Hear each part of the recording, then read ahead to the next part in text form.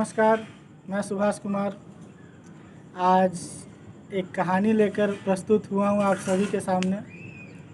ऐसे तो अकबर और बीरबल के बहुत सारे कहानी प्रसिद्ध हैं, पर अकबर के समय में एक व्यापारी का कहानी बहुत ही प्रचलित हुआ और आज भी हम लोग को कहीं ना कहीं वो सीख देता है। कहानी बहुत ही साधारण है पर उसका सीख बहुत दूर तक है। एक बार क्या हुआ कि अकबर के द्वारा उसके राज्य का पूरा खजाना खाली हो गया, तो बीरबल से सलाह मांगा गया कि आखिर क्या किया जाए। इस पर बीरबल ने सलाह दिया कि इसमें एक ही व्यक्ति मदद कर सकता है, क्योंकि ये अर्थव्यवस्था से संबंधित कार्य है, तो इसको कोई व्यापारी ही सुलझा सकता है। और इसी तरह नगर का जो सबसे गणमान्य व्यापारी था उसको बुलाया गया और उससे पूछा गया कि आखिर इसका क्या समाधान निकाला जा सकता है। तो उस व्यापारी ने कहा, मैं बहुत सारा काला धन जमा करके रखा हूँ, मैं टैक्स नहीं देता था और मेरे पास बहुत संपत्ति है, उतना संपत्ति अगर इस राज्य के लिए लगा दिया जाए तो काम आ सकता है। राजा पहले तो क्रोधित हुआ और फिर उसका पूरा संपत्ति जब्त करके उस व्यापारी को दूसरे काम में लगा दिया। पता है क्या काम में? अस्तबल में उसका घोड़ों का देखभाल करने के लिए लगा दिया गया और वो व्यापारी चुपचाप से वो सज़ा सह लिया। जब बहुत दिन बीत गया, खजाना फिर खाली हो गया, राजा को फिर एक बार अपने अर्थव्यवस्था पर संकट दिखा, तो फिर बीरबल से पूछता है कि आखिर क्या किया जाए। बीरबल फिर सुझाव देता है कि व्यापारी को ही बुलाया जाए और उस व्यापारी को जब बुलाया जाता है और पूछा जाता है कि हाँ, खजाना फिर खाली हो गया है, क्या करना चाहिए, तो व्यापारी बोलता है अभी भी मेरे पास इतना खजाना है जिससे पूरे राज्य को चलाया जा सकता है। ये सुन करके राजा बहुत अचंभित, बोला तुम्हारे पास इतना पैसा कहाँ से आया?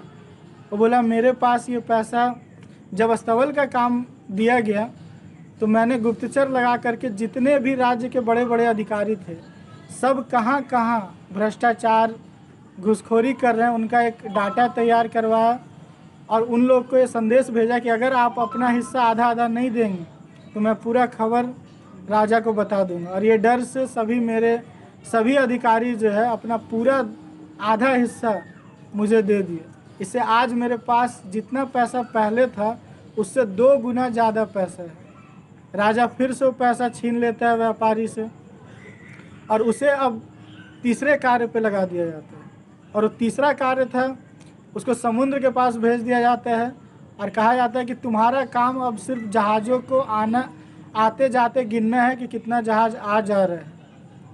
व्यापारी खुशी खुशी उस कार्य को भी स्वीकार कर लेते हैं और आखिरकार फिर से राज्य का खजाना खाली हो जाता है और व्यापारी से फिर से सलाह मांगा जाता है, तो बोलता है आज मेरे पास उससे 4 गुना ज़्यादा धन है। राजा को आश्चर्य नहीं होता है कि आखिर इसे तो इतना ऐसा जगह पर भेज दिया जहाँ कोई धन का व्यवस्था नहीं है, सिर्फ उसको आते जाते जहाज़ों को गिनना है। और व्यापारी से जब पूछा गया कि तुम्हारे पास इतना पैसा कहाँ से आया, तो बोला जब मुझे इस कार्य में लगाया गया तभी मैंने जितने भी जहाज़ यहाँ से गुजरते थे सभी से एक अलग टैक्स वसूला करता था, क्योंकि सभी जहाज़ जो है ओवरलोड होकर के यहाँ से जाते थे, जो अतिरिक्त धन छिपा कर रखते थे, मैंने वो धन वहाँ से निकाल लिया और आज मेरे पास 4 गुना ज़्यादा धन है।